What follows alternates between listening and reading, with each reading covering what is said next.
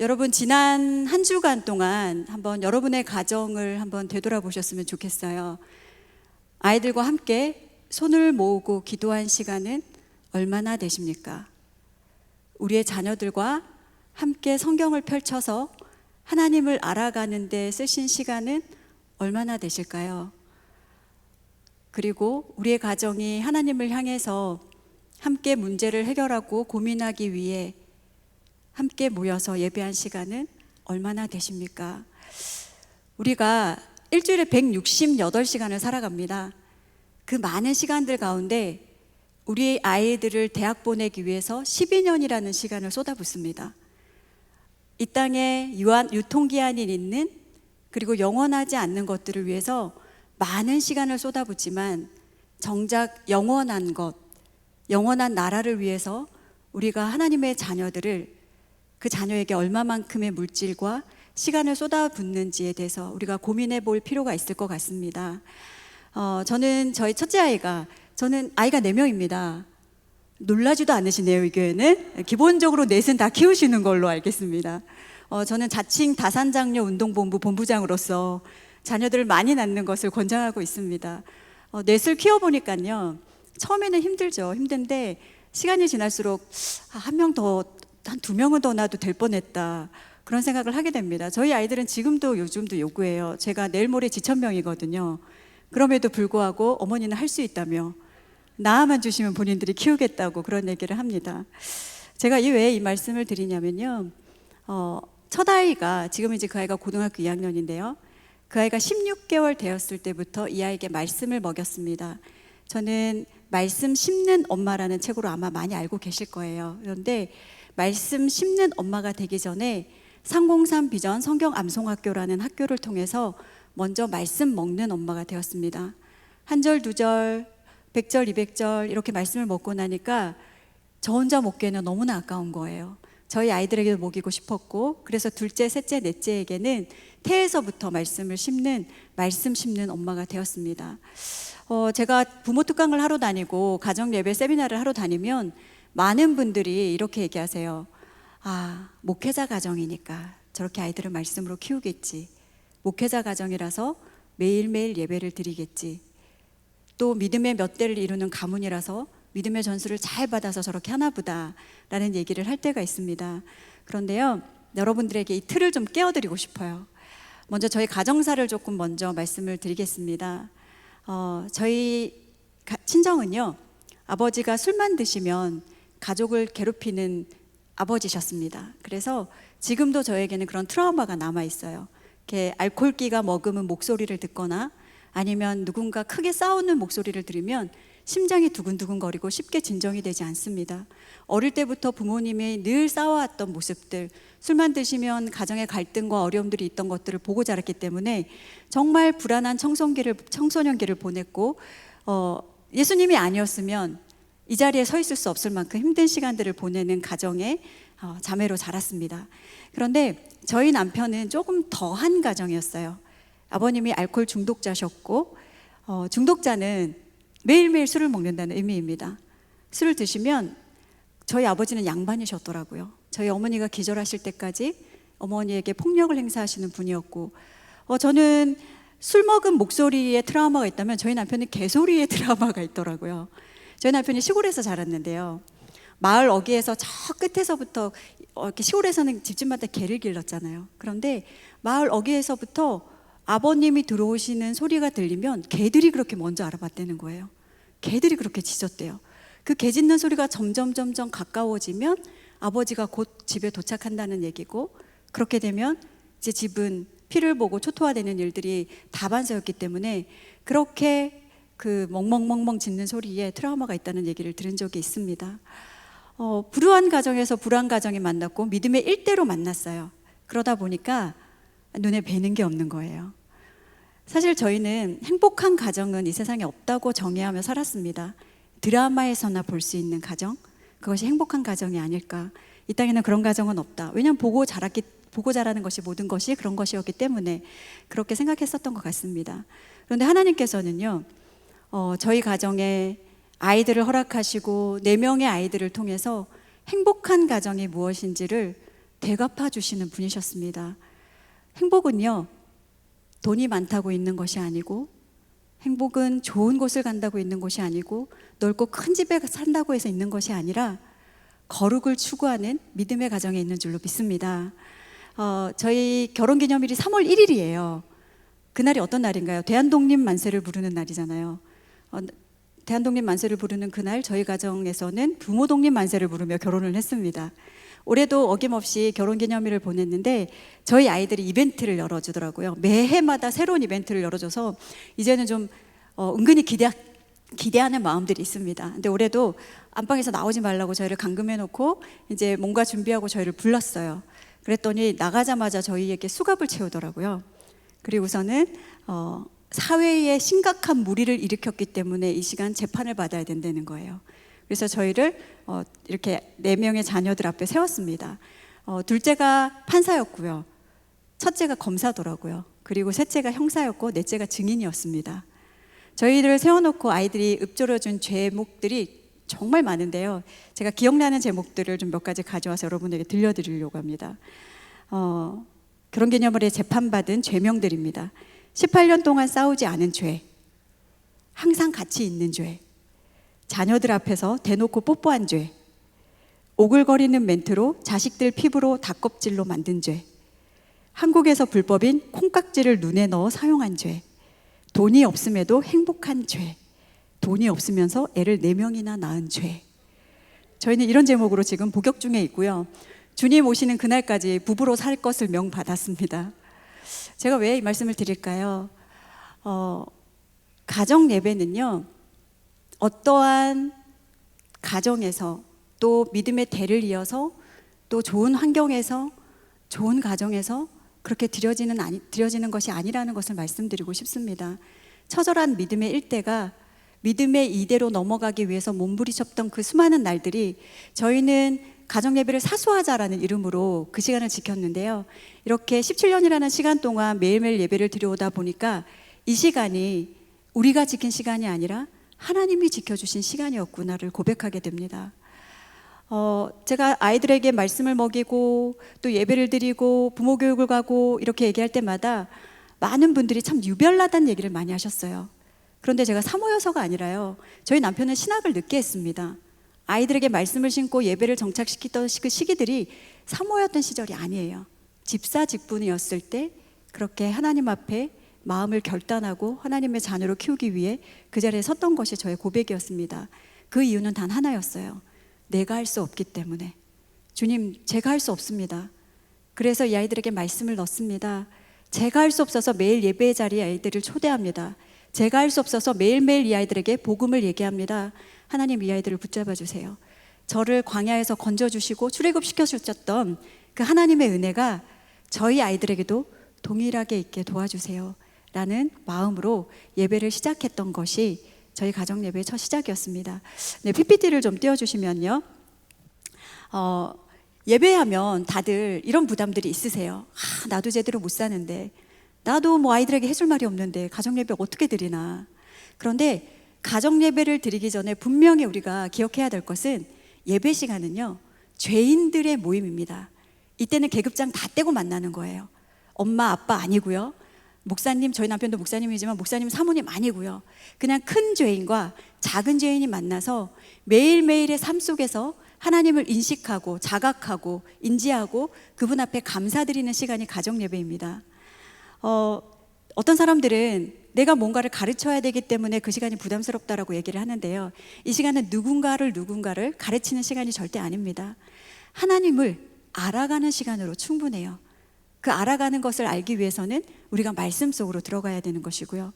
그 가정예배 순서에 대해서는 제가 뒤에서 조금 더 구체적인 말씀을 드리고 싶습니다.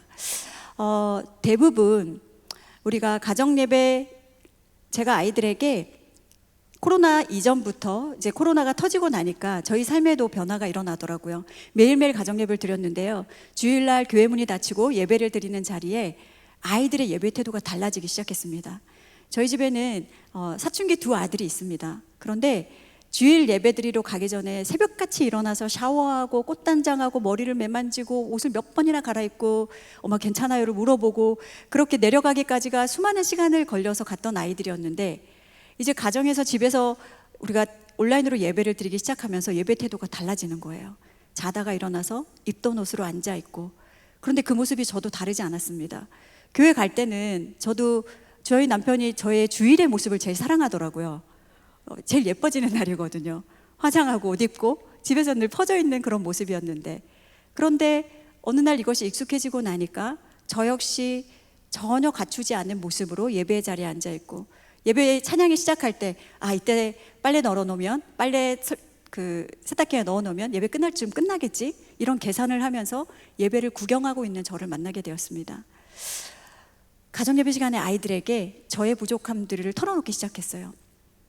얘들아, 우리가 지금 교회 문이 닫혀서 예배 공간을 가정으로 옮겨온 것뿐인데 우리의 예배자의 모습은 너무나 변질이 되어 가고 있다. 너희들 어떻게 생각하니? 엄마가 먼저 회개한다. 이런 얘기를 했더니 아이들도 자각을 하더라고요. 그래서 우리가 교회에 나가는 것처럼 동일하게 주일날 드려지는 예배조차도 우리는 동일한 예배자로 그 자리에 서 있자를 요구하기 시작했습니다. 그랬더니 주일마다 아이들이 달라지더라고요. 샤워를 하고 옷을 입고, 저 역시 화장하고 정장을 입고 그 자리에 앉아서 아이들과 예배 드릴 때에 이제서 우리가 예배자로서의 변함없는 모습들을 갖춰가고 있구나를 깨닫게 되었고, 교회 문이 동일하게 열릴 때 우리는 동일한 예배자가 장소만 옮겨서 예배드리는 것이다. 이것들을 아이들에게 가르치기 위해서 무단히 노력했던 시간들이 있었습니다. 가정 예배를 드립시다. 가정 예배 드려야 합니다. 라고 말씀을 드리면 오해하시는 경우들이 있어요. 어떤 오해냐면요, 마치 어린 자녀를 둔 가정에서 해야만 하는 신앙교육으로 여기는 경우입니다. 그런데 가정 예배는요, 신앙의 교육이 아닙니다. 우리의 삶이 되어야 합니다. 제가 PPT를 좀 보면서 여러분에게 좀 더 자세히 설명을 드리고 싶습니다. 가정예배 드립시다. 시간이 없어요. 사모님 학원 갔다 오고요. 숙제해야 되고요. 애들 빨리 시켜서 재워야 되고요. 저희는 예배 드릴 시간이 도통 없습니다. 라고 얘기를 합니다. 근데 우리 좀 솔직해 보자고요. 정말 예배 드릴 시간이 없는 걸까요? 아니면 예배 드릴 마음이 없는 걸까요? 우리는 없는 시간도 만들어낼 수 있는 능력자들이잖아요. 저도 그러거든요. 저도 얘들아, 엄마 오늘 시간 진짜 없어. 엄마 이것도 해야 되고 저것도 해야 되고 너희들이 알아서 다 해야 되고 언제까지는 엄마 찾지 마, 엄마 부르지 마. 그런데 전화 한 통이 와요. 친한 언니로부터. 은실, 이 앞에 괜찮은 브런치집 생겼어. 시간 돼? 언니 저 나가요. 기다리세요. 이게 우리의 모습이잖아요. 우리는 없는 시간도 만들어낼 수 있는 사람들임에도 불구하고 유독 하나님 앞에 내어지는 시간에 있어서는 너무나 인색한 우리들을 만나게 됩니다. 여러분, 핑계로 성공한 사람은 김고모밖에 없습니다. 웃으시는 분은 다 제 연령대신 거예요. 우리가 정말 급하지 않지만 중요한 일에 시간을 쏟아야 되는 줄로 믿습니다. 성경에서도 우선순위를 얘기해요. 마르다는요, 계속해서 예수님께 요청을 합니다. 예수님, 저는 지금 집안일도 해야 되고 요리도 해야 되고 너무나 분주한데 저 마리아는 예수님께만 저렇게 앉아있어요. 예수님 말 좀 해주세요, 제발. 그런데요, 우리 예수님이 한 큐에 정리하시더라고요. 네가 지금 너무 분주하다. 많은 일로 너무 분주하다. 한 가지만으로도 족하다. 마리아는 좋은 일을 택했다라고 얘기하십니다. 우리가 설거지 조금 미룬다고요, 천지개벽이 일어나지 않습니다. 집안일 미룬다고 무슨 일이 일어나지 않아요. 하지만 예배의 시간을 우선으로 두시는 여러분 되시기를 축복합니다. 우리 예수님은 절대 차선이 될 수 없는 분입니다. 예수님은 최선이셔야 돼요. 예수님은요, 도구가 되어서는 안 됩니다. 우리가 목적 방발을 이루기 위한 도구로 삼는 것이 아니라 예수님은 우리의 목적이 되셔야 합니다. 그리고 우리가 이것저것 선택해서 할 수 있는 비책이 아닙니다. 예수님은 본질이십니다. 이것을 회복하는 가정이 될 때 우리 가정의 가정 예배가 온전하게 바르게 서게 될 줄로 믿습니다. 네, 제가 사모로서 이제 아이들 앞에 보여지는 예배자의 모습들이 있습니다. 새벽 예배, 수요 예배, 금요 예배, 주일 예배. 아이들은 다양한 예배에 저희 예배자의 모습을 보고 아이들이 은혜를 받을까요? 아니요, 그렇지 않더라고요. 왜 그럴까요? 그것은 공동체 안에서 보여지는 예배자의 모습이기 때문에 그렇습니다. 그건 당연하게 잘 드리는 예배이기 때문에. 그런데 아이들이 엄마가 정말 진정한 예배자다라고 고백하는 그 포인트는 가정에서의 예배자의 모습이더라고요. 여러분 4명 한 명 키워보실래요? 이렇게 한 달만 좀 바꿔서 우리 키워볼까요? 날마다 천국과 지옥을 오르락하는 일들이 다반사입니다. 가지 많은 나무에 바람 잘 날 없다라고 얘기하잖아요. 저희 가정에도 무수하게 일어나는 많은 일들 가운데 매일매일 어려운 삶을 이겨내고 있지만, 그럼에도 불구하고 제가 삶으로 드리는 예배자로 서기 위해서 몸부림치는 이유는 단 하나더라고요. 아이들에게 본이 되는 예배자가 되기 위해서. 저희는 하루에 빨래를 한 4번은 기본으로 돌립니다. 그런데 이 빨래를 돌리러 갈 때 제가 무장하고 가지 않으면 한숨이 나오고 탄식이 나오고 불평이 나오고 온갖 마음의 어려움들이 생기는 거예요. 그래서 제가 아이들에게 늘 선포하고 들어가거든요. 얘들아, 엄마 빨래 괴물 처치하고 돌아올게. 그리고 찬양을 크게 틀어놓습니다. 주로 이 전투에 관한 찬양을 틀어놓고 들어가서 막 빨래를 하고 널고 이것들을 반복하는데, 매일매일 어떻게 그렇게 17년 동안 예배를 드렸어요? 라는 질문을 받을 때 저는 17년을 잘 드려야 되겠지라고 결단했던 적이 단 한 번도 없습니다. 그냥 오늘에 주어진 하루에 충실한 거. 그래서 여러분에게 하루살이 예배자가 되시기를 권해드립니다. 저도 새벽 예배 때마다 이제 예배를 드리고 첫 기도를 드릴 때 늘 암송하는 말씀이 있어요. 내가 그리스도와 함께 십자가에 못 박혔나니 그런즉 이제는 내가 사는 것이 아니요 오직 내 안에 그리스도께서 사시는 것이라. 이제 내가 육체 가운데 사는 것은 나를 사랑하사 나를 위하여 자기 자신을 버리신 하나님의 아들을 믿는 믿음 안에서 사는 것이라. 갈라디아서 2장 20절 말씀입니다. 하나님, 오늘의 내 자아와 나의 경험과 나의 의지와 나의 계획을 죽여주세요. 그리고 나에게 하나님이 임해주세요. 예수님이 사셔야, 제가 죽어야 예수님이 사시는 거잖아요. 그와 더불어 함께 기도하는 것이, 하나님, 저 오늘 사남매 사랑할 수 있는 하루치의 사랑만 주세요. 많이도 필요 없어요. 오늘 하루치만요. 그리고 이 아이들을 품을 수 있는, 용납할 수 있는 하루치의 용납만 주세요. 그리고 오늘 하루치의 인내와 하루치의 절제만 주세요. 그렇게 하나님께 기도할 때 하루가 쌓여서 일주일이 되고, 일주일이 쌓여서 한 달이 되고, 한 달이 쌓여서 1년이 되고, 그 시간들이 하나님 앞에 머무는 시간들이 될 수 있었습니다. 여러분, 삶으로 예배하시는 여러분 되시기를 축복합니다. 우리가 삶으로 예배할 때 그 예배의 자리를 우리의 자녀들이 보고 있고, 그 예배의 모습을 통해 우리의 자녀들도 예배자로 성장하게 될 것입니다. 가정 예배 좀 빨리빨리 얘기하지 뭐 이렇게 중간에 얘기를 많이 하나 이렇게 생각하실 거예요. 그런데 가정의 중심은 부부입니다. 저희 아이들에게 늘, 아이들이 약오르지만 얘기하는 것이, 엄마랑 아빠는 영촌, 너희는 일촌, 그 선을 넘으면 안 된다, 그 얘기를 하거든요. 부부가 중심으로 바로 서야 가정이 온전하게 서 나갈 수가 있는데, 저희 부부는 좀 친합니다. 많이 친한데요. 아까 보셨죠? 18년 동안 싸우지 않은 죄, 저희 싸우거든요. 왜 어떻게 안 싸우겠어요? 근데 아이들이 잠들 때 싸워요. 그래서 아이들이 싸운 거를 못 봤어요. 그런데 제가 SNS에 이거를 이제 올렸었는데, 댓글에 저도 싸웁니다. 저희는 아이들 싸우고 나면 육탄절을 벌입니다. 이렇게 댓글을 달았는데, 그 댓글을 저희 아이가 보고서는 와, 진짜 실망했다고, 이런 식으로 배신을 하실 수 있냐고 이렇게 아이들이 얘기하는 소리를 들었습니다. 하지만 부부 중심의 예배가 먼저 회복되어야만 우리 자녀들과의 예배의 간극이 좁아질 수 있더라고요. 저희는 감히 부부가 모여서 예배 드린다라는 것을 상상해 본 적이 없어요. 그런데 아이들이 잠들었던 어느 날 어색하게 앉아가지고, 여러분 혹시 둘이서 예배 드려보신 적 있나요? 한 이불 덮고 산 이 연도가 얼마만큼 쌓여 있는데도 서로 마주보면 그렇게 어색해요. 저희도 눈도 마주치지 못하고, 예배 드릴래? 그래, 뭐 찬송가 200장? 그러자, 뭐 이러면서, 말씀은 말씀 묵상 나눌까? 뭐 이러면서 되게 어색하게. 그런데 이제 저희 가정의 문화 중에 하나가, 기도할 때 손을 잡고 기도하거든요. 남편과 둘이 이제 손을 잡고 딱 기도를 하는데, 갑자기 하나님이 지금까지 저희 가정을 이끌어 주셨던 것들이 스크린으로 눈앞에 펼쳐지는 거예요. 근데 입술에서, 저도 그랬지만 저희 남편도, 내가 뭐라고 이런 은혜를 주시나, 우리가 뭐라고 이런 은혜를 주시나, 죽을 수밖에 없었고 정말 처절하게 살아갈 수밖에 없는 가정에서 건져주시고, 이 가정을 믿음의 가정으로 만들어주셔서 이제는 예배하는 가정으로 세워주신 이 은혜를 생각할 때에 하나님 앞에 감사하지 않은 것이 하나도 없어서, 처음에는 어색함으로 시작했던 예배가 눈물바다로 끝난 예배였습니다. 그러고 나니까 이 예배를 놓칠 수가 없는 거예요. 그래서 그때부터 저희 남편과 제가 자기 전에 정말 이야기를 많이 나누는 편인데, 그러다가 감동이 되면 우리 짧게라도 찬양 드리고 기도하고 하나님 앞에 그렇게 나아가자. 그렇게 남편과 손을 모으는 자리가 있습니다. 혹시라도 아직 믿음이 연약한 아내나 아니면 믿음이 연약한 남편 때문에 여전히 기도하고 계시다면요, 염려하지 마시기를 바랍니다. 하나님의 복음의 열매로 처음 부르신 목적이 분명히 있습니다. 제가 저희 가정에서 제가 고등학교 2학년 정도였던 것 같아요, 기억에. 저희 집에 이렇게 왔더니 아파트에서 이상한 소리가 막 들리는 거예요.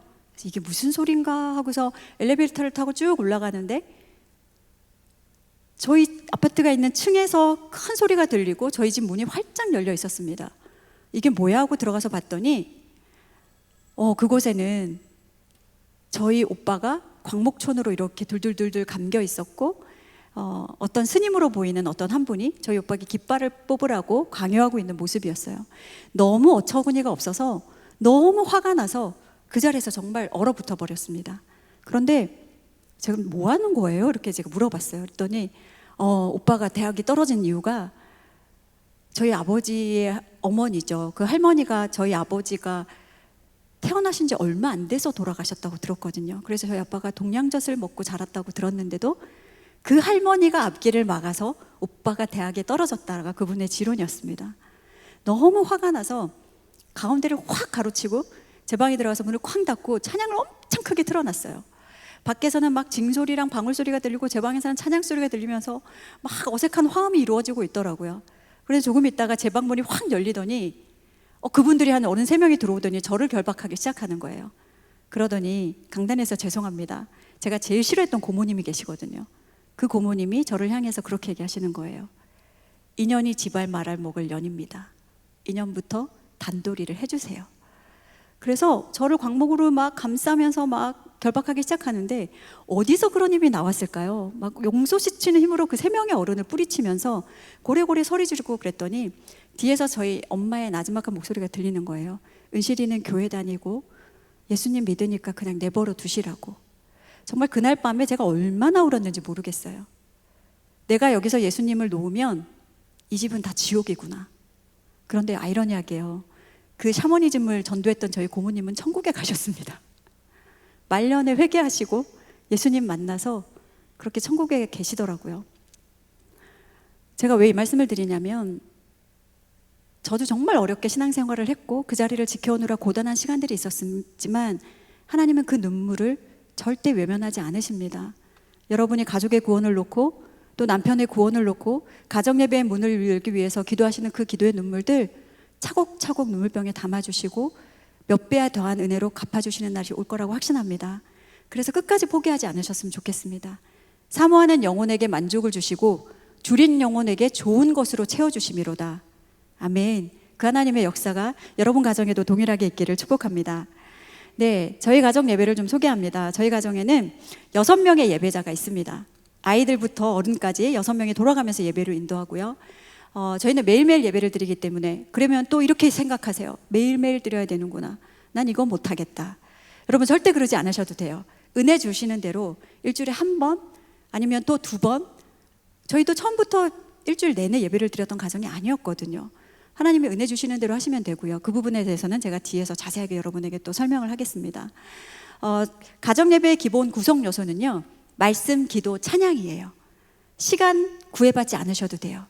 우리가 공적으로 교회에서 드려지는 예배는 질서를 따라야 되는 것이 맞습니다. 순서마다 그 세워진 순서대로 우리가 나아가는 것이 맞지만 가정 예배이기 때문에 조금은 편안하게 하나님 앞에서 열린 예배로 드릴 수가 있는 거예요. 저희가 3월 중순쯤에 온 가족이 코로나로 확진이 된 적이 있었습니다. 너무 힘들더라고요. 저희 가정은 좀 힘들게 왔어요. 정말 이대로 죽는 건가 싶을 정도로 힘들었는데 예배를 드렸을까요? 안 드렸을까요? 드렸습니다. 그런데 4명은 누워서 드렸어요. 좀 멀쩡한 사람은 앉아서 2명만 앉아있고 4명은 누워서 드렸어요. 태도로 보면 정말 불량한 태도죠. 그러나 우리는 연약함과 이 어려운 가운데서도 하나님 앞에 예배하기로 나온 그 모습을 하나님이 기쁘시게 여긴다라고 생각을 했습니다. 아이들을 예배자로 세우는 것이 쉽지 않아요. 아마 가정예배 드리시는 가정들 중에 어린아이와 예배 드리는 분들 제가 너무나 잘 이해합니다. 왜냐? 어금니에 힘이 많이 들어가거든요. 그리고 가슴에 참 흘린 자를 인두로 지져야만 되는 여러 상황들이 맞닥뜨립니다. 저라고 왜 모르겠어요. 17년째 그렇게 예배를 드려왔는데. 그런데요, 소망을 하나님께 두셔야 돼요.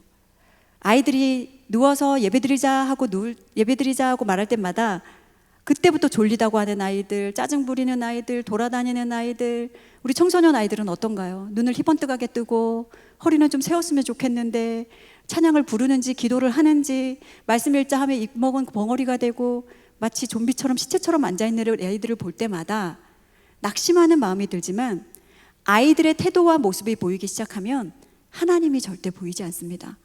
예배가 산으로 가는 거예요. 저라고 왜 노엽게 예배를 이끌지 않았을까요? 야, 다 때려쳐. 됐어. 자, 성경 다 듣고 방으로 다 들어가. 우리가 무슨 가정 예배야. 됐다. 제 입에 왜 이렇게 찰싹찰싹 붙을까요, 여러분? 네, 많이 해봤다는 증거입니다. 그럴 때마다 지독한 상실감은요, 떠나지 않아요. 오히려 사단은 기세등등하겠죠. 저 가정 예배를 또 깨트렸구나. 사단은요, 가장 우리의 연약한 부분을 건드립니다. 저희는 그것이 감정이더라고요. 마음을 상하게 할 때 예배를 지속하지 못하게 하는 일들이 정말 많았습니다. 그것들을 견뎌내야 되는 수많은 시간들이 있었고 그 시간들을 통해서 하나님 세워가시는 은혜들이 있었습니다. 네, PPT 보시면요, 이제 순서 순서들을 여러분에게 좀 말씀드릴 텐데, 처음은 찬양으로 문을 엽니다. 그리고 이제 아이들의 눈높이에 맞는 찬양들이 있고요. 6명의 예배자가 있다 보니까 아이들의 연령에 따라서 찬양되는 그 찬송가를 부를 때도 있고 어린이 찬양을 부를 때도 있고 다양한 찬양을 부르게 되겠죠. 그리고 인도자에게 무조건 순종하는 권위를 준 것이 저희 가정의 원칙입니다. 그래서 5살짜리가 인도하든 12살짜리가 인도하든 고등학생이 인도하든 이렇게 하시겠습니다 하면 거기에 아멘하고 순종하는 것이 저희 가정의 문화입니다. 두 번째 사진은요, 저희 셋째 사랑이가 처음으로 드렸던 예배예요. 3, 4살 때. 어떻게 3, 4살 때 예배가 가능할까요? 저때 드려졌던 예배는 2, 3분으로 끝났습니다. 예배 드리겠습니다. 창세기 1장을 치겠습니다. 본인이 창세기 1장 1절 암송했거든요. 제가 태초에 하나님이 천지를 창조하시니라 다 같이 막 찬양을 했어요. 그랬더니 짝트네 하겠습니다. 여러분 아시죠? 작은 싹트네부터 큰 싹트네까지, 중간 싹트네까지 다 하면서 아이들과 함께 기쁘게 찬양을 했어요. 그랬더니 기도하겠습니다. 아빠 타역, 엄마 타역, 쪼이 오빠 타역, 오니 오빠 타역, 내 타역. 이게 무슨 말일까요? 저희가 늘 중보할 때마다 아버지의 사역을 위해서 기도하겠습니다, 어머니의 사역을 위해서 기도하겠습니다 그랬더니 사역이 되게 좋은 걸로 읽혀졌나 봐요. 유아기 때는 모방하고 흡수하는 시기거든요. 부모님이 어떻게 예배드리는지를 보고 아이들이 담아내는 시기입니다. 그리고 아이들이 연령이 성장하면서 따라 가정의 예배자의 모습도 완전히 달라지는 것들을 볼 수가 있어요. 그리고 말씀을 같이 하는데요, 저희는 암송하는 가족이기 때문에 기본적으로 암송을 합니다. 그리고 성경을 펴서 성경을 읽기도 하고요. 때로는 말씀 묵상을 하는 아이가 오늘 이 말씀 너무나 은혜가 되었어요 할 때는 그 말씀을 가져와서 묵상 나눔을 하기도 합니다. 절대 이 시간은요, 누군가 누구를 가르칠 시간이 아니라 하나님을 알아가는 시간. 성경 가운데 하나님은 당신이 어떤 분이신지 무수하게 드러내시고 계시기 때문에 그 하나님을 알아가고 나누는 시간으로 충분합니다. 그래서 가르쳐야 된다라는 부담감에서 벗어나시기를 바랍니다. 죄인과 죄인의 만남이고 그날의 감사를 인식하고 하나님께 영광을 올려드리는 시간으로 충분하다는 얘기죠. 저희는 여러 가지 순서들이 있어요. 아이들마다 예배 인도자마다 다르기 때문에 그럼 주일은 어떻게 예배를 드릴까요? 주일은 저희 집에는 고등학생도 있고 중학생도 있고 초등학교 고학년도 있고 저학년도 있고 모든 교회 학교에 포진되어 있다 보니까 교회 학교에서 도대체 무슨 말을 듣고 다니는지 모르겠는 거예요. 그래서 주일날 우리가 모여서 그날에 들었던 말씀을 나누고 그 다음에 한 주간 어떻게 살아갈 것인지 적용을 하도록 하자. 그런데요, 저는 왜 이렇게 아침에 들었던 말씀이 저녁에 생각이 안 나는지, 예배 드리기 위해서 모였는데 아이들이 알아요, 제 동공이 흔들리는 걸. 엄마부터 얘기해 보시겠습니다. 얘들아 미안한데 마지막에 생각 좀 하고 마지막에 하면 안 될까? 이제 이렇게 얘기를 하면 와, 사모님이 되셔가지고 말씀도 제대로 안 드시고 실망이에요, 뭐 이런 얘기를 너무나 평안하게 아이들이 한다라는 거죠. 그렇게 아이들과 말씀을 나누고 또 우리의 연약함을 나누고 함께 기도하는 시간들을 갖고, 또 이제 뒤에서 조금 더 순서 이제 정확하게 자세하게 좀 설명을 할게요. 그렇게 말씀을 하고 나면 이제 찬양하는 시간에는요, 우리 이 사진은 제가 이제 이 수년간을 걸쳐졌던 이 찬양 인도 시간과 아이들의 모습을 보여드리기 위해서 이 사진을 가져왔는데, 첫 번째 사진이 저희 첫째가 4살 무렵에 한 찬양 인도를 1시간가량 했던 시간인 것 같아요. 방언으로 하더라고요. 무슨 말인지도 못 알아듣고 중간에 할렐루야만 하고 저희는 아멘을 화답해야만 저 찬양이 끝났어야 했습니다.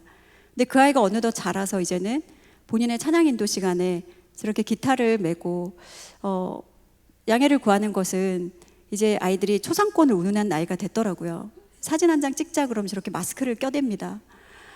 그런데 저 아이가 저렇게 찬양 인도할 때 전 정말 많이 울어요. 그냥 대놓고 울어요. 그냥 그렇게 눈물이 나요.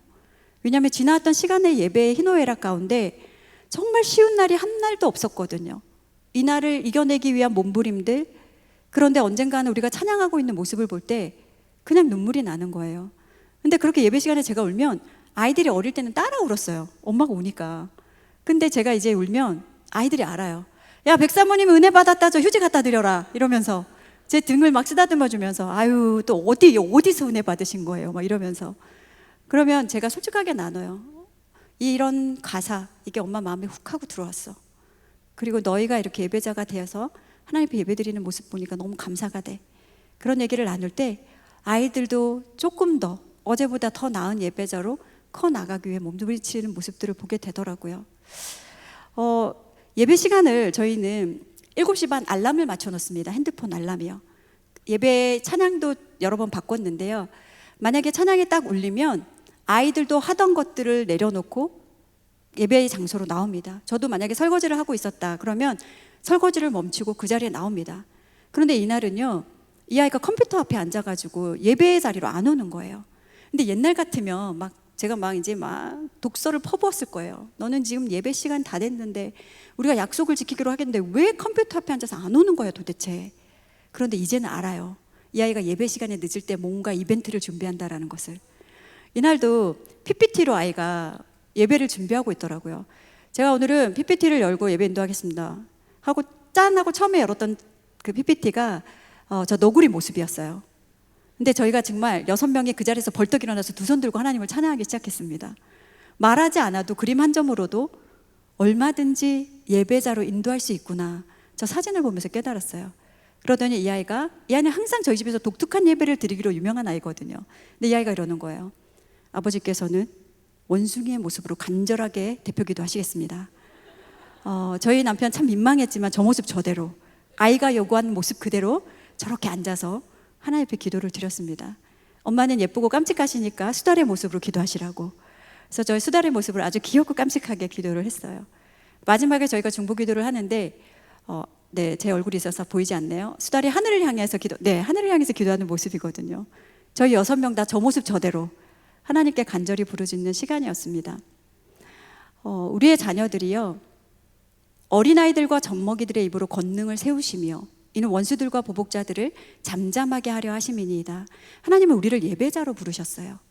예배자로 부르신 그 하나님께서 우리를 그냥 내버려 두지 않으시고 우리 아이들도 그냥 내버려 두지 않으십니다. 그 웨스터민스터 제1문에 보면은요, 사람이 제일 되는 목적은 무엇입니까? 라고 나옵니다. 거기에 제일 되는 목적은 하나님을 영화롭게 하고 그분을 영원토록 즐거워하는 것이라고 얘기합니다. 여러분, 각 사람을 부르신 목적이요, 이 세상에서 잘 먹고 잘 살라고 부르시는 것이 아니라 하나님을 영화롭게 하고 그분을 영원토록 즐겁게 하라고 부르신 거예요. 그러면 이 각 사람들이 모여서 무엇을 해야 될까요? 네, 맛집 가는 거 너무나 좋죠. 저희도 아이들과 갑니다. 좋은 여행지를 가는 거 너무나 중요합니다. 그러나 혈연 공동체이기 이전에 언약의 공동체로서 우리가 하나님 앞에 예배드림이 마땅한 줄로 믿습니다. 그러기 위해서 우리가 우선순위에 두고 예배함으로 나아갈 때 하나님께서는 우리의 자녀들 또한 하나님의 자녀로 귀하게 사용해 주실 줄로 믿습니다. 네, 저희가 이제 말씀을 나누고 나면 중보기도 시간이 있어요. 어릴 때는 아이들이 이제 어떻게 기도에 집중할 수 있을까를 고민하다가 지구본을 돌리기 시작했습니다. 지구본이 뺑글뺑글 돌아가기 때문에 아이들이 너무너무 재밌어하는 거예요. 열심히 돌리다가 얘들아, 오늘 성령께서 어느 나라를 위해서 기도하기 원하시는지 찍어보자. 그러면 아이들이 색깔이 알록달록하니까 콩콩콩콩 찍었어요. 그러면 너는 캐나다, 너는 한국, 너는 어디? 이렇게 아이들과 손을 얹고 기도하기 시작한 거예요. 하나님, 이 나라가 주님의 나라 되게 해주세요. 이곳에 계신 선교사님들 지켜주세요. 그리고 이 땅이 복음의 문으로 열려지게 하셔요.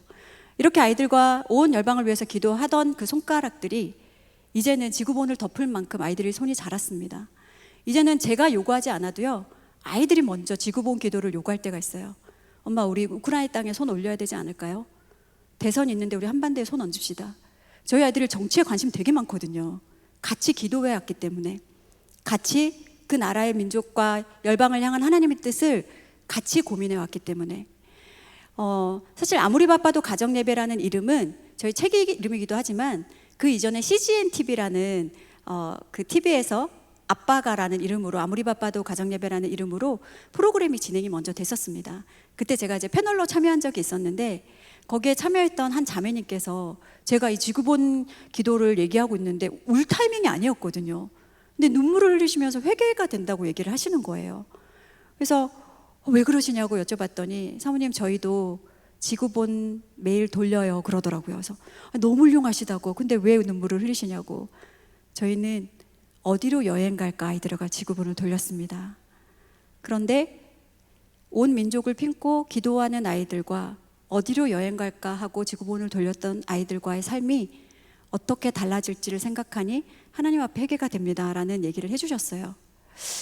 저희가 기도할 때 기도 제목들이 저렇게 쭉 나열이 있는데요. 나라 민족을 위해서, 교회와 담임 목사님과 한국교회를 위해서, 또 동역자들과 이웃을 위해서, 가족의 구원을 위해서, 뭐 이렇게 이제 기도를 하다가 마지막에 이제 저희 기도 제목을 나눕니다. 반드시 가정예배 시간에 각자의 감사한 일들과 각자의 기도 제목들을 나누는 시간들을 꼭 가지셔야 돼요. 그 시간을 통해서 그 사람의 문제를 들여다볼 수 있고 그 시간을 통해서 서로의 문제를 위해서 간절히 기도할 수 있는 시간이 되는 것입니다.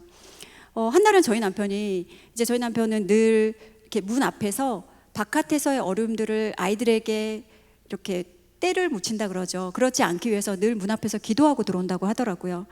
왜냐하면 본인이 아버지로부터 늘 좋지 않은 것들을 보아왔기 때문에 내 자녀에게만큼은 하나님의 사랑을 전수하고 싶다라는 강렬한 마음들이 있어서 늘 집에 오면 늘 좋은 아빠의 모습들을 하려고 애쓰는 것들을 제가 잘 압니다. 그런데 아내이기 때문에 남편의 힘든 모습들이 보일 때가 있어요. 그런데 아이들이 어느 순간부터 알기 시작하는 거예요. 예배를 쭉 인도하다가 갑자기 아버지 가운데 와서 무릎 꿇고 앉겠습니다 그러는 거예요. 기도 시간에. 왜? 그래서 아빠가 이제 영문도 모르고 거실에서 가운데 무릎을 꿇고 앉았어요. 그러더니 아이들이 아빠 등에 다 같이 손을 얹고 아빠를 위로하고 축복하는 기도를 하겠습니다 그러는 거예요. 막내부터 돌아가면서 하나님, 아이들은 무슨 일이 있는지도 모르죠. 근데 저희 아빠 많이 힘듭니다. 힘주세요. 이렇게 기도를 하기 시작할 때 남편의 등이 들썩들썩이기 시작하는 거예요. 눈물을 흘리고 그러면서 아이들에게 고마움을 얘기합니다.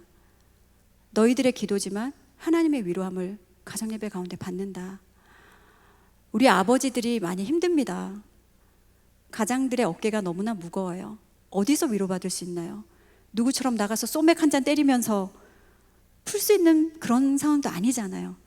하나님 안에서의 위로하심, 특히 가정 안에서의. 그래서 저는 가정 예배를 고향과 같은 곳으로 만드시기를 축복합니다. 언제든 돌아와서 쉴 수 있는 곳, 내가 실패하고 와서도 나를 받아줄 수 있는 곳, 그곳에서 안위함을 얻고 평안함을 얻고 다시 힘을 내서 다시 전진해서 나갈 수 있는 곳, 그것이 가정 예배가 되어야 되는데 우리 윗 선배님들께서는 가정 예배 시간을 훈육의 시간으로 많이 삼으셨어요. 그러다 보니까 실제로 제 지인 중에도 가정예배는 지옥이었다라고 고백하는 자매가 있거든요. 늘 가정예배 부르면 아버지가 그러셨대요. 똑바로 앉아라. 머리 꼬라지는 그게 뭐냐? 성적은 요즘 왜 이러니? 교회 왜 늦었니? 요즘 뭐 안 했니? 했니? 몇 등 떨어졌니? 자, 아버지가 어떤 죄를 범하셨을까요? 예배의 주인의 자리를 가로채셨습니다. 그 아이에게 예배는 하나님과도 멀어질 수 있는 환경을 만들어줄 수 있는 것입니다. 그래서 정말 어렵고 힘든 상황들 맞닥뜨리다 할지라도 가정예배 시간만큼은 사랑을 흘려보낼 수 있는 귀한 시간으로 삼으시길 축복합니다. 그리고요, 우리의 자녀들의 기도도 어떠한 허무맹랑한 기도, 이렇게 실소를 금치 못하는 기도가 요구할 때라도 그 기도를 진심으로 기도해 줄 수 있으셔야 돼요. 저희 첫째가 중학교 2학년 때 기도 제목 10가지를 내밀면서 기도해달라 그러더라고요. 1번부터 8번까지 너무나 훌륭했어요. 뭐 하나님의 사람으로 잘 성장하게 해주시고, 뭐 말씀을 깨닫게 해주시고, 일상에 성실함을 주시고, 뭐 너무나 훌륭한 거예요. 근데 이제 9번에서 딱 나왔어요. 제 키가 185에서 187로 자랄 수 있도록. 뭐 여기까지는 좋았어요. 그런데 상체는 그대로 있고 하체만 길어지도록. 저는 믿음이 없는 거예요. 이 기도가 응답되지 것 같지가 않았어요. 그래서 제가 팍 웃었어요. 근데 10번 기도 제목에서 더 걸렸습니다. 10번 기도 제목에는 머리 사이즈가 줄어들도록이었어요. 그래서 제가 아이에게 이렇게 얘기했습니다. 조이야, 너무 기도 제목이 훌륭하다. 그런데 우리 기도 제목을 조금만 바꿔보자. 그리 아니하실지라도 감사한다든지, 아니면 머리는 그대로 있고 몸이 좀 더 커진다든지, 이런 기도 어때? 그랬더니 아이가 얼굴이 색깔이 딱 달라지면서 얼굴을 정색하는 거예요. 그러더니 이 아이가 뭐라고 얘기하냐면, 와, 사모님이 되셔서 이렇게 믿음 없으신 줄 처음 알았네요. 그러면서 딱 외면하더니 이 기도 제목을 가정예배 시간에 오픈하는 거예요. 동생들 앞에서. 그랬더니 공감 능력 뛰어난 동생들이 환호하면서 정말 간절히 부르짖는 거예요. 여러분, 이 기도 제목이 응답되었을까요? 응답되지 않았을까요? 여러분도 저만큼이나 믿음이 없으시군요. 아이의 키는 계속 자라고 있습니다. 그런데요, 살이 20kg가 빠진 거예요. 얼굴이 저보다 작아졌어요. 할렐루야. 하나님은 어떤 방법으로든 그 응답해 주시는 하나님께서는 다양한 방법을 통해서 응답해 주시더라고요. 그런데 중요한 건 뭐냐, 이 아이가 함께 기도했던 그 기도 제목에 응답이 되어지든 응답이 되어지지 않든 그리 아니하실지라도 감사하는 마음을 배워나가더라는 것입니다. 엄마 키 저 187까지 안 커도 괜찮아요. 지금도 뭐 괜찮은데요. 뭐 제가 강요하지 않았거든요. 하지만 제가 간절히 불러짓고 아이의 모든 그 사소한 기도 제목까지도 품을 수 있는 그곳에서 아이들이 오픈해야 자기가 죄를 지었을 때라도 너무나 평안하게 자기의 문제를 오픈할 수 있더라는 것입니다. 저희 아이도 그런 일이 있었거든요. 그런데 네가 어떻게 그럴 수 있니? 네가 말씀을 얼마나 많이 암송하는데, 매일매일 예배를 드렸는데 네가 어떻게 그럴 수 있어? 제 마음에서는 그런 마음이 솟구칠 수 있죠. 그런데 아이 옆에서는 그러지 않았어요. 고맙다. 너의 문제를 얘기해줘서 고맙고 그 문제를 오픈해서 기도 요청해줘서 고맙다. 그 아이에게 얘기해주겠던 건 한 가지였어요. 로마서 8장 말씀, 5장 말씀이었어요. 네가 완벽했을 때, 성공했을 때, 네가 잘났을 때, 네가 죄를 안 지었을 때 하나님이 너를 사랑하는 것이 아니라 네가 아직 죄인 되었을 때에 그리스도께서 자기의 사랑을 확증하시기 위해서 너를 예수님이 십자가에 내어 달리셨다. 그만큼 예수님이 너를 사랑하신다. 네가 죄인 되었을 때에. 근데 그 아이가 그날 그 말씀을 받고 얼마나 펑펑 울었는지 몰라요. 그리고 한마디 하더라고요. 성령님이 저와 함께 하신다는 걸 깨우쳐 주셔서 감사합니다. 가정예배는 품을 수 있는 곳이어야 합니다. 왜냐, 제가 처음에 말했잖아요. 죄인 대 죄인이기 때문에 모든 계급장 다 떼고 남녀노소 불구하고 어린 자녀를 두었든 자녀들이 출가했든 우리가 예배자이기 때문에 그 자리에 모여서 하나님을 인식하고 감사하고 그분을 높여드리는 것이 예배입니다. 저희가 예배 순서 중에 하나님의 성품을 찬양하는 시간이 있습니다. 이게 어떤 시간이냐면요, 이제 중보기도를 드리고 나면 하나님의 성품을 찬양하겠습니다. 어떤 하나님을 찬양할까요? 그러면 아이들이 어릴 때는요, 주어진 환경에 대한 걸 찬양하기 시작했어요. 뽀로로 찬양합니다. 그런데 어이없지만 아멘 해주는 거예요. 그 아이의 수준에서 할 수 있는 것이었기 때문에. 그런데 이제 조금씩 지나면서 일상에 있는 하나님을 찬양하기 시작하더니 이제 저희가 훈련했던 것은 말씀은 하나님이 어떤 분이신지를 드러내는 것이 말씀이기 때문에 말씀 속에 계신 하나님의 성품을 찬양해보자.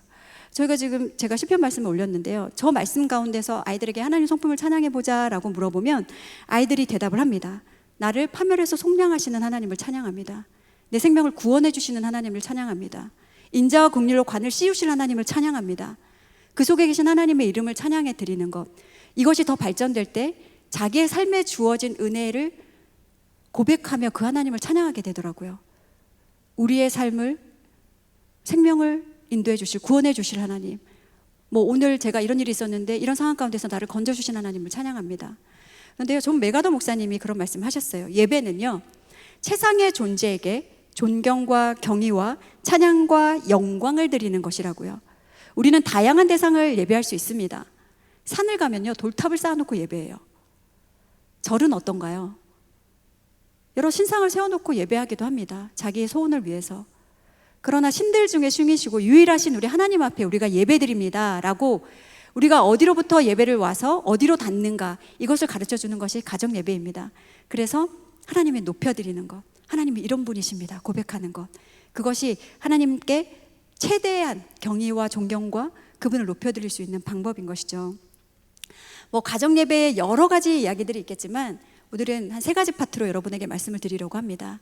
첫 번째는 위로와 소망을 담은 예배입니다. 많은 일들이 있으실 거예요. 그렇죠? 우리가 언제 예배해야 하느냐, 물론 일상에 주어진 자리에서 매일매일 예배드리는 것이 가장 좋지만 특별한 일들이 있을 때 우리는 예배함으로 모여야 되는데, 여러분은 여러분 가정에 문제가 있을 때, 혹은 우리 아이들에게 문제가 있을 때 어떤 방법으로 그 문제를 해결해 가고 계신가요? 누군가를 만나서 그냥 얘기하고 푸는 것으로 해결하시나요? 아니면 우리 초록창에다가 답을 찾아서 알고리즘이 알려주는 즉각즉각인 답들로 해결하시나요? 그런데 우리 믿음의 가정은요, 모든 문제 앞에 하나님 앞에 모여서 기도하고 예배로 그 문제를 해결해야 될 줄로 믿습니다. 저희도 지금 힘든 고난의 터널을 지나가고 있습니다. 그런데 매일매일 아이들과 예배할 때 아이들 입술로 그 고백을 하는 거예요. 하나님 도와주세요. 하나님밖에는 길이 없습니다. 부모의 고백이 아이들의 고백이 되고, 아이들의 고백이 부모의 고백이 되고, 그것이 하나님께 상달되어지고, 하나님이 그것을 응답하시든 응답하시지는 않든 우리가 묻지도 따지지도 않고 감사함으로 모이는 예배는요, 그분이 우리 삶에 개입하신다라는 것들에 대한 전적인 동의를 말합니다. 그래서 저희 아이들에게 어려움이 있을 때마다 감사함으로 모이자고 얘기를 했었어요. 많은 일들이 있었지만 작년 연말에 저희 남편이 심장이 이상이 있어서 천국을 갈 뻔한 사건이 있었습니다. 이때 많은 힘든 일들이 있었는데요, 그때 아이들을 예배자로 세웠던 것이 정말 감사했던 이유는, 저는 병원에서 남편을 간호하느라고 떨어져 있었고 아이들 4명만 남아서 집에서 있었는데 동일한 시간에 동일하게 예배를 드렸어요. 왜냐, 다 예배자이기 때문에. 돌아가면서 아이들이 예배 인도를 하고 동일한 시간에 예배를 드리고 전화가 오는 거예요. 엄마, 예배 드리셨어요? 저희도 지금 예배 드렸어요. 아빠 좀 어떠세요? 저희가 아빠를 위해서 간절히 기도했어요. 그런데요, 저희는 병상에서 아이들을 위해서 기도했는데 아이들은 집에서 부모를 위해서 기도했더라고요. 그런데 그렇게 같이 드려졌던 예배가 얼마나 귀한 예배였는지 떨어져 보니까 알겠는 거예요. 그리고 저희가 이제는 퇴원을 하고 아이들과 모여서 함께 아버지의 퇴원 감사 예배로 예배를 드렸습니다. 그런데 저희 첫째가요, 눈물이 그렁그렁 하더니 막 분노하기 시작하는 거예요. 제가 오늘은 정말 감사로 하나님 앞에 못 있겠다고, 저 너무 화가 나고 하나님께 짜증이 난다고. 아빠가 신학하겠다고 하셨어요? 늦게 부르신 것도 하나님이시잖아요. 그리고 힘들게 사역하시는 것도, 아빠는 말씀 전하시고 힘들게 지내셨잖아요. 근데 왜 아빠가 아프셔야 되고 돌아가셨어야 했어요? 저는 그 하나님 너무 실망이에요. 이러면서 아이가 울면서 막 얘기를 하는데 그냥 아이와 함께 같이 끌어안고 울었습니다. 네 마음 충분히 이해가 된다. 그런데 이 시간 우리가 감사할 수 있는 건, 아빠가 천국에 있지 않고 이 자리에 있지 않니? 생명을 연장시켜 주신 것에 대한 감사는 하나님께 드려야지. 그렇게 잘 마무리했던 시간들이 있었습니다. 제가 셋째를 낳고 쫓겨난 적이 있었어요. 아이를 낳은 지 한 달 만에 나가라는 거예요.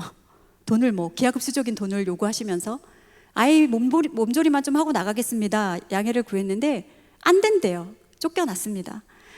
저 사진처럼 저 정도의 집은 아니었, 좀 비슷한 집이어서 갔더니 저런 집인 거예요. 급하게 구해서 나간 곳이 베란다 문이 맞지 않아서 주방에선 비가 새고 3명의 아이들과 그럼에도 불구하고 그 자리에 앉아서 새 장막을 허락하심에 감사 예배를 드렸습니다. 그런데 그때 저에게 산후우울증이 찾아온 거예요. 하나님 앞에 원망이 되더라고요. 그날따라 감사가 안 되더라고요. 하나님, 이게 뭐예요?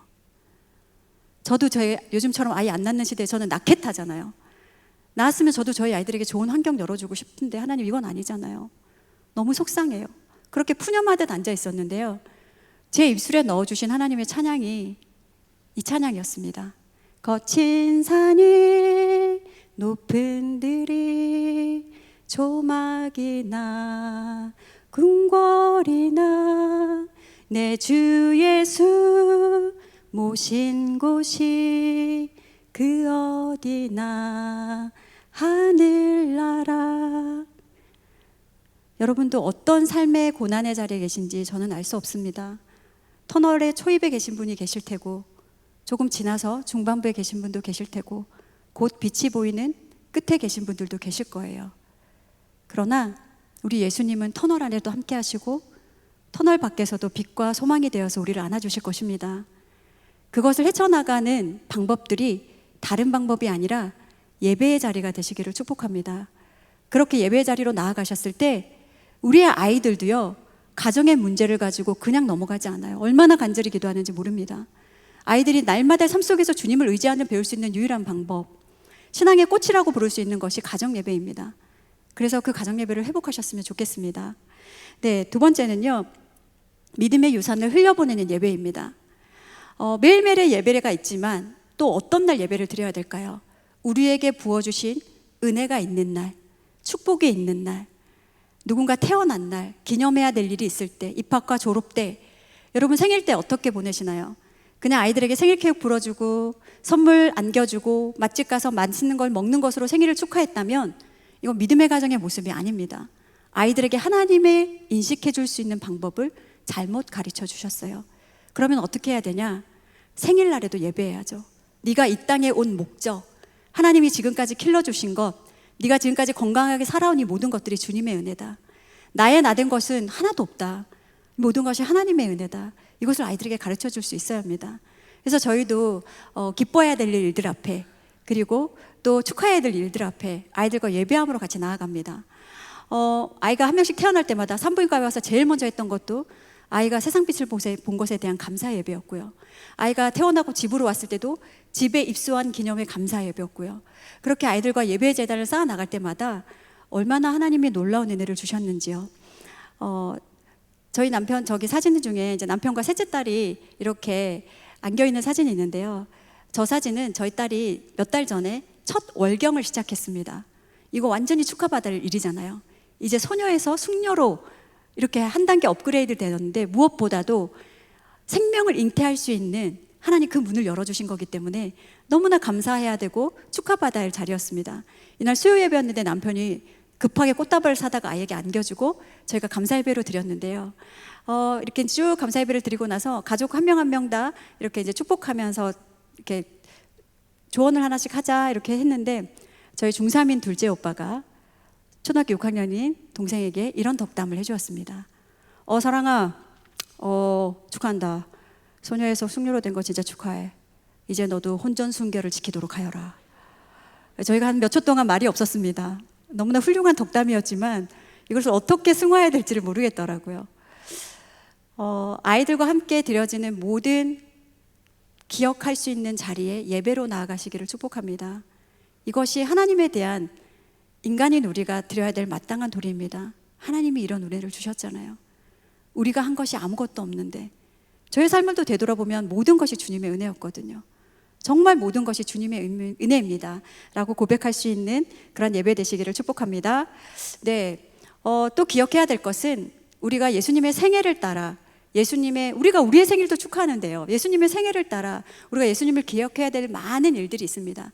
교회력을 따르기도 하지만요, 교회 안에서만 이루어지는 것들을 하지 마시고 정말 가정 안에서도 이것들을 가지고 와서 예수님을 기념할 수 있는 일들로 예배를 마땅히 드리셔야 돼요. 그것이 가치관이 되고 문화가 될 때 우리 아이들의 자녀들에게도 그 문화가 반드시 바르게 전수가 되는 것입니다.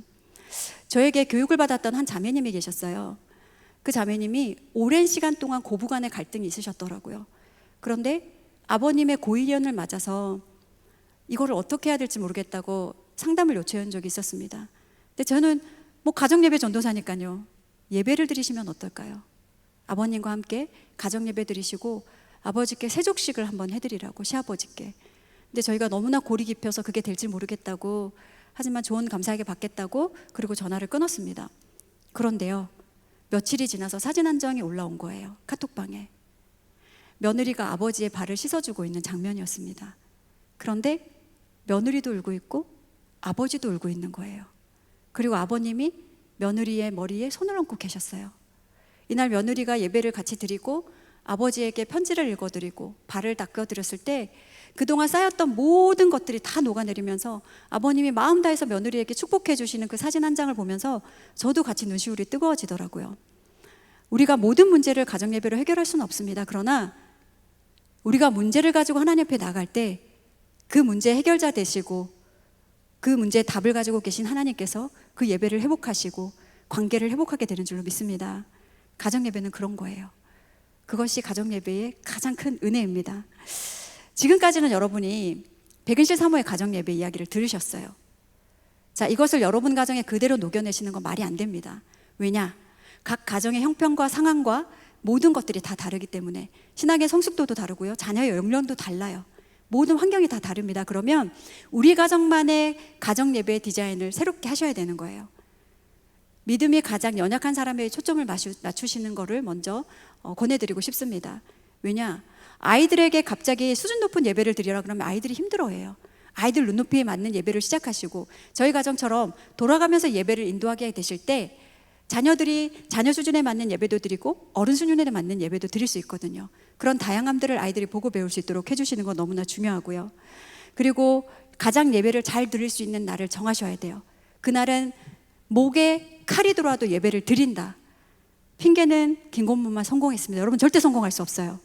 그러면 그 시간을 지켜나간다. 제가 아는 가정 중에는 화목한 가정 예배 드리는 가정이 있습니다. 화요일과 목요일에 불금엔 가정 예배, 불금엔 소맥이 아니라 불금엔 가정 예배, 주일을 준비하는 토요 가정 예배. 여러분이 술권도 맞추시고요. 저희는 아무리 바빠도 가정 예배거든요. 그렇게 여러분 가정만의 표와 제도적 장치들을 만들어 놓으시고 무조건 모이셔야 돼요. 그리고 중요한 것은 여러분 가정의 구성원에 맞는 예배로 재구성하셔야 된다는 거예요. 오늘 저의 얘기를 들으시면서 이거는 내가 가져와서 할 수도 있겠다. 그리고 이거 우리 가정에 녹여냈으면 좋겠다 하시는 것은 그냥 가져가시는 거예요. 그리고 가족과 해보시고 이거 좀 아닌 것 같아 하면 잠시 내려놓으셔도 괜찮아요. 그것이 정답이 아닐 수 있거든요. 우리의 가정에 맞는 것들을 계속해서 부어달라고 지혜를 간구하시면서 나아가셨을 때 우리는 예배의 지속을 위해서 나아갈 수가 있습니다. 그래서 슬기로운 예배 생활을 잘 하시기 위해서는 첫 번째, 여러분 다이어트는 언제 하는 건가요? 다들 오늘부터 하시나 봐요. 전 다이어트는 내일부터 하거든요. 당장 맛있는 게 눈앞에 너무 많아요. 다이어트는 내일부터 하는 거 맞아요. 그런데 예배는 오늘부터입니다. 당장 나에게 주어진 삶, 우리가 내일 천국에 불려질지 언제 불려질지 아무도 몰라요. 하나님 앞에 주어진 그 시간 안에서 우리가 드려줄 수 있는 그것들 온전히 내어드릴 수 있는 그런 마음이 필요합니다. 그리고 저희도 이제 예배를 쭉 해보니까요, 저녁 식탁이 만약에 저녁 식탁에 갈등이 있으면 예배로 이어지는 것이 쉽지가 않습니다. 그래서 유대인들이 밥상머리 교육을 시키면서 식탁에서 자연스럽게 예배로 이어질 수 있도록 도와주는 역할들을 하는 건 너무나 훌륭한 것 같아요. 맛난 음식을 먹고 많은 대화를 나누고 자연스럽게 예배를 흘려졌을 때 저희 아이들도 대화에 나눴던 얘기들을 기도 제목으로 내놓을 때가 있더라고요. 엄마 아까 그 뉴스에서 얘기했던 거 그거 우리가 기도 같이 해줘야 될 것 같아요. 너무 훌륭한 생각이다. 그럼 그것을 위해서 같이 기도하자. 저희가 중보기도를 요청하는 많은 가정들이 있는데 그럴 때마다 저희만 기도하지 않습니다. 예배 전에도요, 얘들아 모여봐. 지금 누구 이모한테 전화가 왔는데 이모 가정에 이런 어려움이 있으시대. 잠깐 우리 모여서 기도하자. 그러면 아이들과 같이 기도하는 거예요. 그런데 놀랍게도 가정예배 시간에 아이들이 그것을 잃어버리지 않더라는 거죠. 엄마 아까 그 이모 기도 제목 같이 또 기도해야죠. 맞다. 같이 기도하자. 그리고 그 안부를 묻어요. 그거 어떻게 되셨어요? 해결되셨어요? 그러면 그 기도 제목 응답들을 아이들과 함께 알아가게 되더라는 것이죠. 그리고 예배 시간은 절대 훈육이나 훈계는 절대 금지입니다. 저라고 왜 안 해봤겠습니까? 좋은 효과가 없어요. 절대 상질감 맛보지 마시고 이 시간은 그냥 부모님이 믿음으로 드려지는 예배로, 아이들이 엉망이든 그거 신경 쓰지 마시고 내가 예배자가 되어서 내가 반응하는 것부터가 시작입니다. 그리고 모든 적용은 나부터 시작이에요. 제가 이렇게 이제 좀 아이들에게 뭔가 변화를 요구할 때, 얘들아 오늘 말씀 함송 에베소서 6장 말씀 1절부터 해보자. 자녀들아 주 안에서 너희 부모에게 순종하라 이러면서 내가 요구하는 것들을 아이들에게 말씀을 읽히게 하고 그 말씀으로 기도를 하게 하는 거예요. 나의 변화가 아니라. 그런데 저희 아이들도 암송하는 아이들이라 보니까 다음번에 예배 드릴 때 그러더라고요. 너희 자녀를 노엽게 하지 말고 12번 반복하겠습니다. 해야 되는 거예요. 그 예배 인도자에게 권위를 맡겼으니까. 그러면 그 부끄러운 몫은 저의 몫이 되는 것입니다. 기도 제목을 그렇게 내는 기도 제목도 있어요. 제가 CGN TV에 방송했을 때도 그 남자 집사님이 너무나 상실감에 그것들을 가지고 이렇게 이제 의문을 제기한 거에 있었는데, 그게 뭐였냐면요, 아내가 기도할 때마다 자기의 연약함을 자녀들에게 드러놓고 그 기도를 시킨다는 거예요. 만약에 예를 들어 뭐 아버지가 늦잠을 잔대요. 그러면 자, 우리 아버지가 늦잠 자지 않도록 해달라고 기도하자. 그거는 아빠를 디스하는 거거든요. 나의 변화를 위해서 잘못 기도 제목을 요청하는 경우입니다. 그러면 분쟁이 생겨요. 그래서 기도든 말씀이든 모든 적용은 나부터입니다. 다른 사람을 변화시키는 기도 제목 절대 안 돼요. 내 기도 제목만. 187 다리 길어지는 이런 기도 괜찮아요. 그러나 저 사람의 다리가 길어지는 거 이런 거 안 돼요. 적용은 나부터입니다. 그래야 예배가 부드럽게 그리고 평안하게 지나갈 수가 있습니다. 그리고 아까 말씀드렸던 것처럼 예배 알람 맞추시고 또 예배 제도적 장치를 만드셔야, 우리는 편한 시절로 되돌아가기를 원하는 사람들이잖아요. 그런데 이런 것들이 조금은 올무가 되어서, 그래서 제가 한 교회에 이렇게 세미나를 갔더니 그 교회는 가정 예배 마을이 있더라고요. 이장님도 계셨어요. 그리고 예배 때 막 이렇게 알려주시더라고요. 예배 시간을. 가정 예배 드릴 시간입니다. 이렇게. 뭔가 공동체적으로 우리가 연합해서 함께 할 수 있도록 그것들 이겨나가는 거 너무나 중요한 것 같습니다. 마지막으로 모든 환경과 상황을 이겨내시기를 축복합니다. 연약함, 나의 연약함을 건드는 일들, 또 우리 자녀들의 연약함을 건드는 일들. 저희도요 17년째 예배를 드려왔지만 여전히 분쟁 가운데 있을 때가 있어요. 너무나 유치한 일로요. 어떤 걸까요? 고등학교 2학년짜리가요 초등학교 3학년짜리랑 싸웁니다. 야, 오늘은 내가 엄마 아빠 옆에 가운데 앉을 거야. 싫어, 내가 맨날 앉았잖아. 내가 앉을 거라고 너 맨날 앉았잖아. 얘들아, 예배 시간이다. 마음 정리해라. 또 사단이 마음을 요동한다. 마음 지켜라. 그러다 보면 이제 앉으면서 확 앉으면서 팔을 또 확 건드리는 거예요. 아프다고! 미안하다고! 뭐 이러면서. 그러다 보면 서로 마음이 상해서 이제 뾰루통하게 앉아서 예배 드릴 수 없는 상황 가운데 서더라고요. 그럴 때 야, 됐어, 다 때려쳐, 다 방으로 들어가, 오늘 예배 안 드려. 이거는 예배자로서의 우리의 모습이 아닌 거예요. 저희 가정이 극복할 수 있었던 것은 예배의 시간을 잠시 뒤로 미뤘습니다. 얘들아, 다 방으로 들어가서 각자 마음이 정돈되고 너희가 화해하고 나서 다시 예배로 모이자. 그런데 그것을 저희가 언제까지 기다렸냐면요, 자정까지도 기다린 적이 있었어요. 그러나 예배는 절대 포기하지 않았습니다. 왜? 우리가 사단이 기뻐할 일들을 할 필요가 없으니까. 그리고 평안했어요. 어차피 니네는 예배 드릴 거니까 화해를 하든 말든 우리는 기다릴게. 그런데 이걸 몇 번 경험하고 나더니 아이들이 이제 아는 거예요. 저희 화해했어요. 빨리 예배 드려요. 빨리 예배 드려요. 오후 시간을 자기들 써야 되니까. 우리 부모님은 목에 칼이 들어와도 예배를 드리는구나. 일관성과 지속성을 가지고 그 자리를 지켜나갈 때 우리 아이들도 그 자리에서 함께 예배자로 성장해 나가는 모습들이 있습니다. 제가 아무리 바빠도 가정예배에 썼던 문구인데요, 찬양과 기도는 부메랑 같아서 염려와 고난 앞에 힘껏 던졌을 때 위로와 소망으로 되돌아온다. 저는 예배가 처음에는 너무 힘들어서 하나님께 나아가는 자리였어요. 아이들 키우는 것도 힘들고요, 하나님 너무 버거워요. 하나님, 저희 살아가는 것이 너무나 지치고 힘듭니다. 매번 넘어야 될 산이 많고요, 매번 감사의 자리를 지키는 것도 너무나 힘듭니다. 그렇게 하나님께 고백하며 나아갔지만, 그래서 찬양했고 기도했지만 우리 하나님은 그것을 대갚아 주시더라고요. 소망이 되어서, 축복이 되어서 천국 소망을 바라보며 예수님 주임 되시는 작은 교회로 여러분 가정마다 세워질 때 더 사랑의 교회라는 큰 교회가 온전한 복음의 사역들을 감당할 수 있습니다. 여러분은 이제 작은 교회로서의 사명을 감당해야 될 사명자인 줄로 믿습니다. 예배를 회복하시고, 말씀을 회복하시고, 기도를 회복하시고, 찬양을 회복하시고, 여러분 가정이 작은 천국이 되어서 하나님 나라를 증거할 때 이 땅이 변하고 사회가 변하고 열방과 민족이 변하는 은혜가 되게 되는 줄로 믿습니다. 네, 이 시간 다 같이 함께 기도했으면 좋겠습니다. 하나님, 우리가 하나님을 늘 우리의 주인이라고 얘기하고 하나님이 우리 가정의 모든 것이라고 고백했지만 삶의 자리에서 하나님이 늘 차선이었습니다. 내가 원하는 것, 내가 중요하다고 여기는 것이 늘 우선순위였고 늘 하나님을 외면하고 구석진 자리로 내몰았던 우리 가정의 모습이 있다면 이 시간 회개함으로 먼저 나아갔으면 좋겠습니다. 하나님, 우리의 가정에 하나님을 예배하기를 소망합니다. 하나님을 도구로 삼고 나의 목적을 이루기 위한 그 하나님으로 바라보는 것이 아니라 나의 삶의 목적이 되시고 이유가 되시고 나의 삶의 주인이 되시는 그 하나님을 바라보기를 원합니다. 우리 가정에 그런 가정이 되기를 원합니다. 예수님 모시는 천국가정 되게 하여 주시옵소서. 작은 교회로 세워지게 하여 주시옵소서. 이 시간 우리 주여 한번 부르시고 다 같이 기도하겠습니다. 주여